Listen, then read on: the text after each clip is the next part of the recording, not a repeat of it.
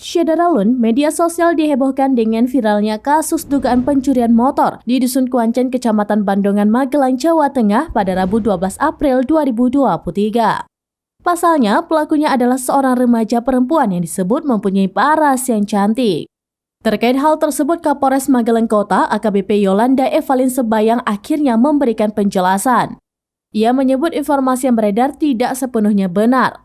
Yolanda menjelaskan kala itu remaja perempuan tersebut baru saja pulang dari rumah temannya. Di tengah perjalanan, ia melihat ada sebuah motor terparkir di salah satu rumah warga. Ternyata saat dinaiki, motor tersebut tidak terkunci dan masih menyala. Akhirnya remaja perempuan itu membawa motor tersebut untuk berkeliling. Pemilik motor yang mengetahui kendaraannya hilang langsung melapor ke Polsek Bandongan. Namun setelah beberapa jam, remaja perempuan itu mengembalikan motor yang dinaikinya ke tempat semula.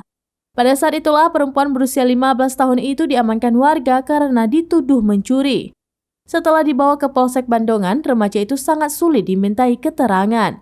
Yolanda menyebut yang bersangkutan diduga terpengaruh obat-obatan atau pil koplo.